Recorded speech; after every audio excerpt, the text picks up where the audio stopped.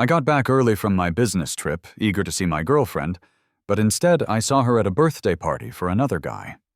She was dressed to the nines, looking absolutely stunning in a dress I had paid for, offering her warmest wishes to the man sitting across from her. Everyone around them was cheering, and right in the middle of the noise, she leaned in and kissed him. It wasn't a friendly peck, either. It was passionate. The man she was kissing was her childhood friend, or at least that's who she claimed he was. Here she was, living in my villa, driving my luxury car, and spending the money I worked hard for, all while being wrapped up in another man's arms. In that split second, the reality of the situation hit me like a physical blow. I realized that I was wasting my prime years on someone who didn't respect me. I needed to start prioritizing myself. I looked at her from a distance and thought, Chloe, from now on, you do you, and I'll do me. But there is absolutely no more us. I had flown back ahead of schedule specifically to surprise her with a marriage proposal. I had the ring and everything, but the surprise was on me. I found her at this party after she had explicitly told me she was working overtime at the office. A heavy, sick feeling settled in my stomach. I felt like a complete idiot, like a lamb wandering blindly into a slaughterhouse. Ben was sitting across from me in the booth. He leaned over and whispered, "Hey, isn't that redhead over there your girlfriend? Isn't that Chloe in the next booth? I thought you said she was stuck at work tonight. Does working overtime usually look like this?" I didn't answer him. I couldn't. Ben has been my best friend since we were kids, the kind of guy you can tell anything to. He had actually warned me about this before. He told me once that Chloe seemed a little too friendly with this other guy, but I had brushed it off. I didn't want to believe him. It actually caused a bit of an argument between us at the time because I defended her so fiercely. I never imagined I would be proven wrong this quickly, and this brutally. Ben sighed and added, "I told you she was bad news, Liam. You wouldn't listen to me. Now you're seeing it with your own eyes. She's cheating on you." I was visibly shaking. The only thing separating our booth from theirs was a thin bamboo curtain, so I could hear everything perfectly. I heard the man's voice. "Chloe, I'm so happy you came to my birthday. And this gift, it's expensive. I love you so much. You're my everything, honey. From now on, you're the only one for me." Then I heard that soft, familiar voice, the voice I had listened to and loved for 5 years. "Silly," she said. "Of course I'm here. Nothing is more important than your birthday. I had to go through a lot of trouble to get that watch from overseas. It's a limited edition." There was no doubt left. That was my girlfriend Chloe on the other side of that curtain. I let out a dry, cold laugh. The watch she was talking about was one I had used my connections to buy from Switzerland. She had told me she wanted it for her father's upcoming birthday. She lied to my face so she could give my gift to her lover. I had rushed home like a fool, planning our future, while she was busy building a life with someone else. Thinking back, the signs were there. I learned about this guy, Ryan, 3 months ago. I had gone to Chloe's office to pick her up so we could grab a late-night snack. She usually got off work at 6, but that day she didn't come out until 6:30, and she wasn't alone. She walked out with a man I had never seen before. They were chatting and laughing like they had known each other forever. Usually, Chloe likes to sit in the front passenger seat because she says she gets carsick in the back. But that day she happily hopped into the back seat to sit next to him. She introduced him casually. "Babe, this is my childhood friend, Ryan. He just moved to the city and doesn't know his way around yet, so I'm sitting back here to keep him company." At the time, I actually thought she was being sweet and considerate to a friend. We went to a hot pot place for dinner. Chloe usually orders the mild broth because she can't handle spicy food at all, and she hates cilantro. I always made sure to order without it. But that night she ordered a whole plate of cilantro and dumped it in. I was confused and asked, I thought you hated cilantro." She just laughed and tugged on my arm playfully. "Oh, it's fine to eat it every now and then. It makes the broth taste better." I didn't think too much of it. The whole dinner, she and Ryan had endless things to talk about. They were even sharing food from each other's bowls.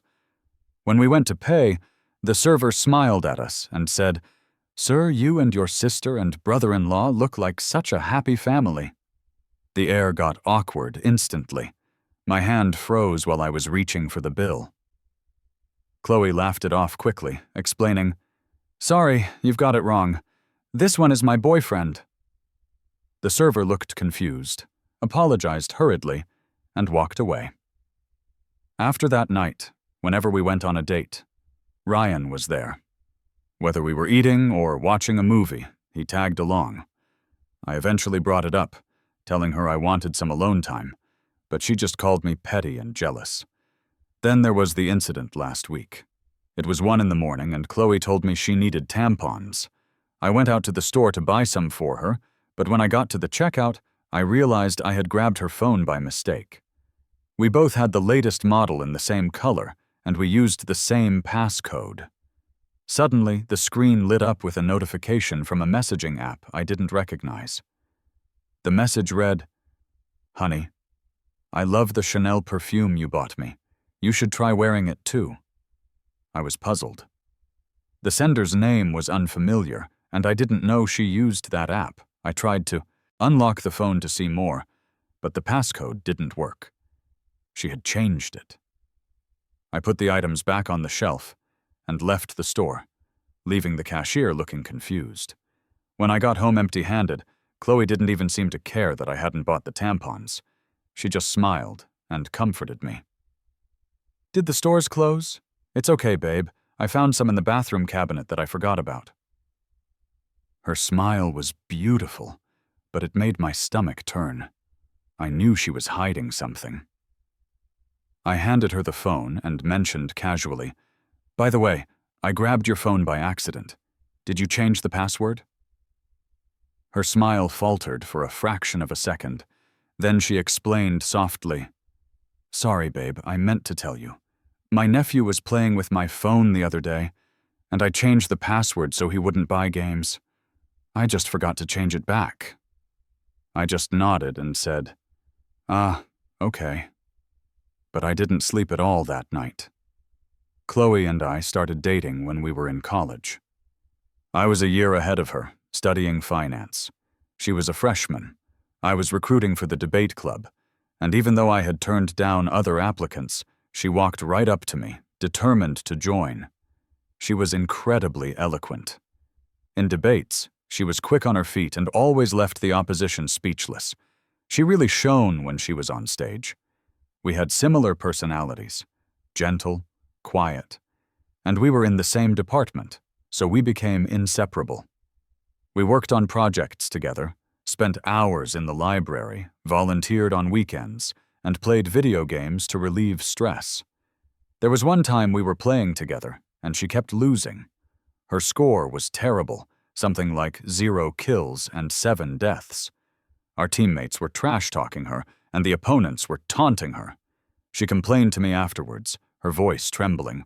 It was the first time I had ever seen her show that kind of vulnerability.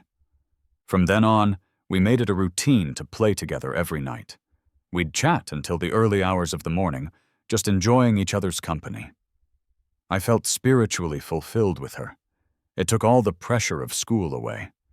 When I finally confessed my feelings, I stood in front of her with a bouquet of roses and asked her to be my girlfriend. She said yes. As time went on, I felt her love in the things she did, even if she wasn't always vocal about it. When she had a fight with her roommate 6 months later, I rented an apartment for her off campus, so she'd be comfortable. When I mentioned I was craving Sichuan food, she promised to learn how to cook it for me. I thought she was joking, but she actually did it. She was fulfilling her promises. I fell deeper and deeper in love. She seemed so pure, so wonderful. I felt like I had the whole world. It was romantic and sincere, like we were living in a bubble of happiness. On my graduation day, she hugged me tight and told me she wanted to be with me forever, to marry me and have kids. Sitting in that restaurant booth, all those memories played in my head like a movie. I couldn't understand when exactly that fervent love had turned into a web of lies. Sometimes promises are just a con, a story told to a fool who is willing to believe them. I took a shot of vodka from the bottle sitting on the table. The burn of the alcohol made my head feel a little clearer. Next door, the birthday party was still going strong. Ben looked at me, seeing the state I was in, and got angry. "Seriously, man?" he scolded. "Why are you being such a wimp? Why are you giving any respect to a woman like her? Look at you. I'm disappointed." I forced a bitter smile and stood up. Ben followed me out, stomping his feet in frustration.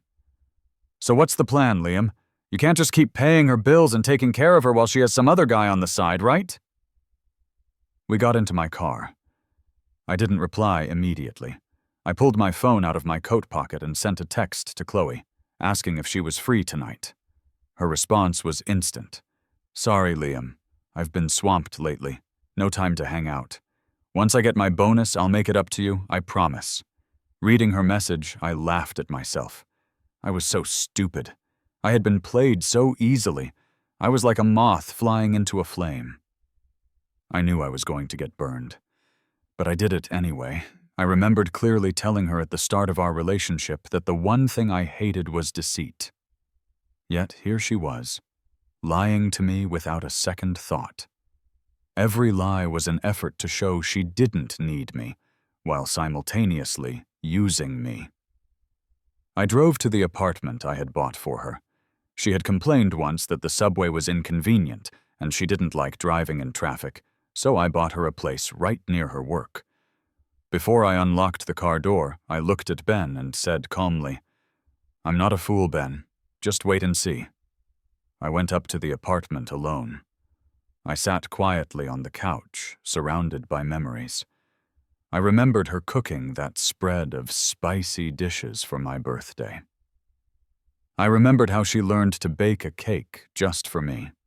We had celebrated her promotion here. She loved traveling, and the walls were covered in photos and ticket stubs from the cities we had visited together. There was so much history here. It was hard to believe she could just stop loving me so easily. I decided to give her one last chance. I sent her another message. "Would you be happy if I said I came back early?" She called me immediately. I answered, clinging to a tiny shred of hope. If she said she was happy and wanted to see me, maybe I could pretend I hadn't seen anything. Maybe we could go back to how things were. But she didn't. Her words felt like a bucket of ice water dumped over my head. "Sweetie, don't scare me like that," she said. "I got to work late today because of the traffic. You know how busy it is. I don't want to always be the one taking from you. It makes me feel guilty." Her voice sounded both sad and tender, but I could hear the background noise on her end. She was still at the party. She was lying. Maybe she and Ryan had been together for a long time, and I was just the clueless boyfriend paying the bills. I chuckled slightly. "Yeah, I've got meetings here too. Clients are a hassle. It might be a few more days before I get back." There was a brief pause, and then she replied, the joy obvious in her voice. "All right, keep working hard so you can come home to me. But don't overwork yourself, okay? I miss you. Believe me, once I'm done being busy, I'm all yours. Didn't we say we'd travel to the plateau? Have faith. I'm working on our future."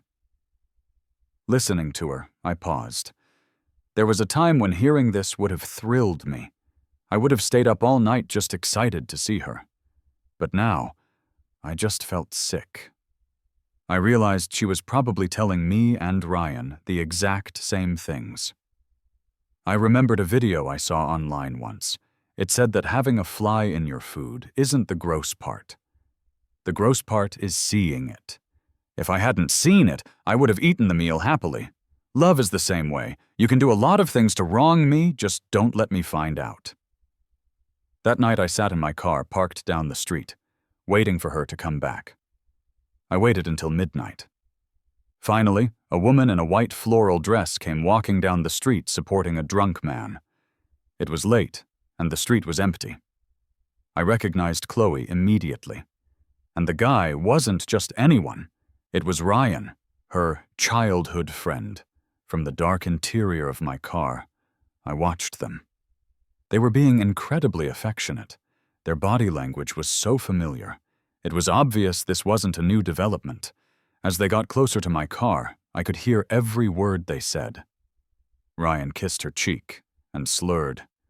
"How long are we going to keep sneaking around like this? Aren't you scared Liam will find out?" I wanted to know the answer to that, too. She was being openly affectionate with her lover in public. Wasn't she afraid of getting caught? Chloe smiled confidently. "He's such a fool. He'll never know. He's just a rich bookworm to me, basically an ATM. His family is snobby and hard to deal with anyway. I never planned to marry him and make my life difficult. I bet he won't leave me regardless. He loves me way too much." Every word landed right in my ears. In that moment, it felt like I had never truly known Chloe. One second she seemed like she loved me, the next she admitted she never did. I finally believed that love could be faked. If it couldn't, actors would be out of a job. They had been seeing each other behind my back the whole time. It felt like my heart was being pierced by 1,000 arrows. I started the engine and drove off. The distance between us wasn't measured in miles anymore. It was measured in indifference. I chose silence. I stepped back. I didn't want to deal with the drama. I just wanted to find my own happiness again. I went to a bar. The air was thick with the smell of alcohol, perfume, and sweat. People were dancing, not a care in the world. I sat in a booth and downed drink after drink until I had finished a whole bottle of brandy. Ben sat next to me, holding a glass of wine, and asked casually, "I thought you didn't drink. Why the exception tonight?" "Got dumped," I said. "Yes." Chloe hated the smell of alcohol, so I never drank. Even at social business events, I would claim I had a bad stomach to avoid drinking. I had changed so much of myself to fit her preferences. Despite my family opposing our relationship, I never thought of giving up on her. I wanted to give her a home, but she only saw me as a bank account. Ben looked at me and got serious. "Really? You're done with Chloe?" I just looked at him and didn't say a word. My chest felt heavy, like I couldn't breathe. Ben got the hint. He dropped his casual demeanor.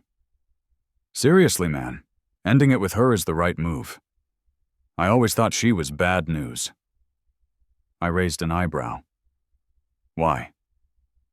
Ben sighed and pulled a stack of photos out of his jacket pocket. He slid them across the table to me.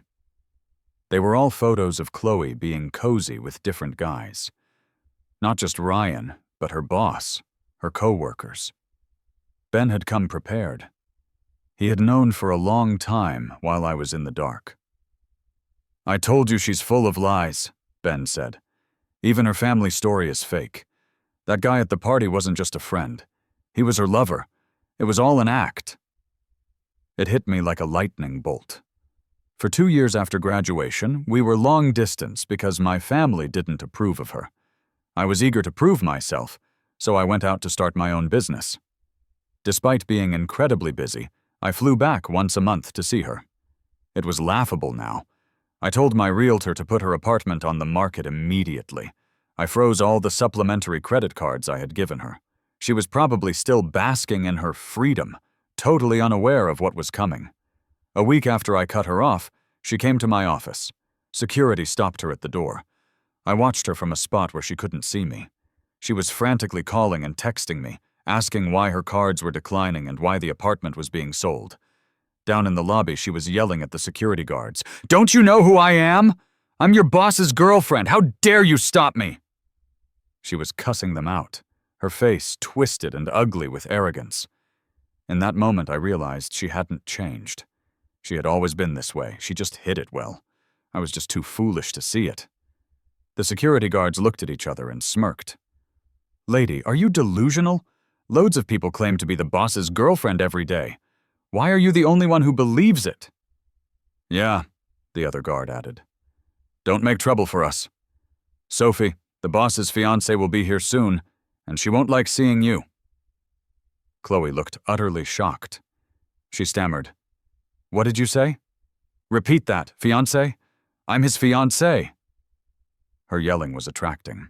A lot of attention. If she wanted to make a scene, I wasn't afraid of the embarrassment anymore. I was ready to end this. Suddenly, I saw a tall figure walking toward the entrance. It was Sophie. Sophie and I grew up together in the same neighborhood. Our families had actually betrothed us as kids as a joke, but we remained close. If it weren't for Chloe, I wouldn't have broken my promise to Sophie years ago. Sophie saw me and smiled. I immediately understood. She had forgiven me for the past, but she wouldn't tolerate any nonsense now. Chloe was a problem I needed to handle. I walked briskly toward Sophie. Just as I was about to reach her, Chloe popped up out of nowhere, blocking my path. She wrapped her arms around my waist and snuggled against my chest. Her eyes lit up with surprise. "Liam, you finally agreed to see me. I thought you didn't love me anymore. Those 2 security guards were rude to me and made me really mad. You should fire them to make me feel better." I frowned. Her being this close to me honestly made me feel nauseous. I pulled her off me with disdain. While she was caught off guard, I walked past her and wrapped my arm around Sophie's waist. "Sorry you had to see that," I said to Sophie, feeling genuinely apologetic. I felt guilty towards her. She had confessed her feelings to me years ago, but I turned her down, saying we were too much like family. She went abroad for college after that, and only recently moved back. Ben and I had picked her up from the airport a couple of days ago. She looked beautiful, elegant. Our families had dinner yesterday and officially set the date for our engagement. Having her back in my life was a huge relief. Sophie smiled sweetly. "It's okay, Liam. I won't sweat the small stuff." Her demeanor was graceful, a stark contrast to Chloe's chaotic energy. "Liam!" Chloe screamed. "Who is she? Why is everyone saying she's your fiancé? What am I to you? How could you do this to me? What did I do wrong? Tell me!" I chuckled, but it was sarcastic. It was like hearing the most ridiculous joke ever. Her voice was trying to be sweet, but her face was aggressive. Did she really think I was still a fool? Chloe clung to my arm, tears welling up in her eyes. "Liam, is there some misunderstanding? Did she say something to you? You've got to believe me, I love you." My patience ran out. I looked at her with open mockery. "Are you done talking yet, Chloe? Do you really believe you're some sort of princess and everyone revolves around you?" I pulled the photos Ben gave me out of my pocket and threw them in her face. "Open your eyes and take a good look." The color drained from Chloe's face. Her legs seemed to give out, and she slumped to the floor, sweating and shaking as she looked at the pictures scattered on the tiles. She kept murmuring, "Don't look, don't look." I watched her pitiful state without an ounce of sympathy. She had brought this on herself. Since she didn't want my genuine love, she wasn't going to get it. I waved the security guards over and gestured for them to take her out. From now on, she is not allowed to step foot in this building. If she gets in, you guys are out of a job. "Yes, sir," the guards responded in unison. As I was about to leave with Sophie, Chloe lunged forward and wrapped herself around my leg, sobbing. "Liam, I'm sorry. I beg you, forgive me just this once. I won't make the same mistake again. Please." "Chloe," I said coldly, "there's someone new. Don't embarrass yourself. I wasn't unfair to you. You walked away first." With that, the guards dragged her out. If realizing you've lost something is the only thing that makes you value it, then I knew I had made the right choice. I had given her plenty of chances. She just didn't take them. After that confrontation, Chloe tried reaching out multiple times. She brought dumplings, pastries, all my favorite treats, and tried to send them up to me. I gave them to the maintenance crew. She changed her phone number repeatedly to get through my blocks. Eventually, she figured out my home address and started camping outside my door. One day after work, she was there again, standing in front of my car with her arms wide open to stop me. She looked worn out, nothing like the polished woman I used to know. Her hair was messy, and her clothes were unkempt. I rolled down the window. I saw heaps of luggage on the sidewalk behind her. I guess she had been kicked out and had nowhere else to go. I laughed to myself. Why didn't she go crash with Ryan? She ran over and put her face right up to the window. I wrinkled my nose. She smelled unwashed. She put her hand on the glass to stop me from rolling it up. "Chloe, what do you want? Haven't you had enough?" "Liam, I know I was wrong. Please forgive me. I promise I won't do anything to hurt you again. I swear, I know you love me. Let's stay together, please. I've lost my job. I can't use the cards. I have nowhere else to go. Just you, Liam." I listened to her sob story and felt absolutely nothing. "Couldn't make it on your own? Now I'm your safety net? How could you, Chloe?" "Liam," she snapped, dropping the act. "I just made a mistake. A mistake anyone could make. Why dwell on it? How can you be so cold to me after all these years? Even if we break up, you owe me compensation. I'm not asking for much. Just give me a house and $200,000. Meet my terms and I'll stop bothering you." This was her true self. I didn't want to argue. I told my driver to go. I didn't care how much she screamed in the rearview mirror. Sophie and I set our wedding date for September. As the date got closer, I found it odd that I hadn't seen Chloe in a while. Knowing her, she wouldn't just give up. And I was right. I saw her at a business dinner. She was with the other party, specifically with a man named Mr. Vance. She looked completely different, no longer pretending to be innocent. She was dressed, provocatively. I was surprised. I thought she would have left town, not become someone's mistress. She noticed my shock and gave a self-satisfied smile.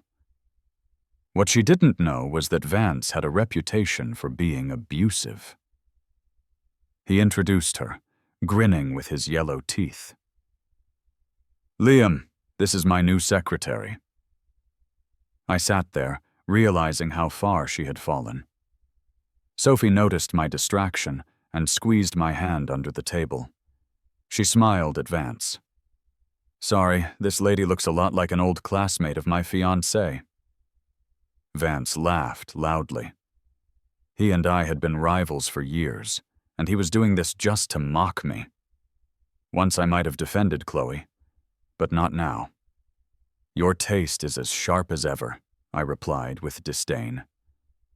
Vance joked around, then told Chloe to pour me a drink to show sincerity. Chloe looked at me, maybe expecting me to stop him. After a few seconds, she stood up, poured a glass, and said softly, "Liam, on behalf of my boss, I toast to you." She downed it in one go.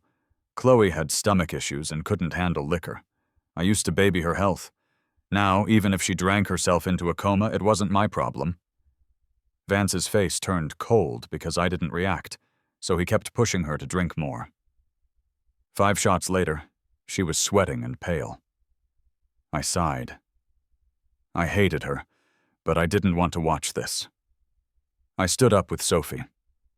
"If you aren't serious about business, forget it. Let's see how long your antics last." As we left, I heard glass breaking inside the room. Chloe was in trouble, but I kept walking. 10 days later, it was my wedding day. It was beautiful and sunny. We held the ceremony in a historic castle. Sophie walked toward me in a white gown, looking like an angel. We exchanged vows, cheered on by our families. Later, while we were serving drinks to the guests, I noticed someone in the corner. It was Chloe. She looked thin and much older than her age, wearing a mask and a hat to hide her face. Did I still hate her? Not really. No matter who she became, the memory of who she was at 20 was still there. I had no regrets. The best person was by my side now. By December, my wife and I went for a prenatal checkup. As we passed a garbage can on the street, I saw a woman barefoot in a t-shirt digging for food. A lady from a nearby flower shop tossed some leftovers out, and the woman rushed over to eat them. "Poor thing," the shopkeeper said. "She's just in her 20s, abandoned and mentally ill." I paused. I recognized the face. It was Chloe. "Is she always here?" I asked. "Yeah," the lady said. "She used to be coherent. Now she just recites someone's name over and over." Sophie gently touched my arm. "Honey, let's get her to a hospital. She needs help." I nodded. I remembered Ben telling me recently that Ryan had dumped her the moment the money ran out. She couldn't handle the blow and snapped. Now she was wandering the streets calling my name. I called my assistant to handle it. He took her to a mental hospital. He told me later that she was clutching a crumpled piece of paper and wouldn't let go until he mentioned my name. That night, I unfolded the paper. Scribbled on it were shaky lines. "My beloved boy, stay happy. Take care of yourself. I want you to be safe." I looked at it for a moment, then tossed it into the trash. I felt a sense of release. I didn't hate her anymore. I wasn't caught up in the drama. Meeting her again like this was the closure I needed. Without sincerity, there's no point in looking back.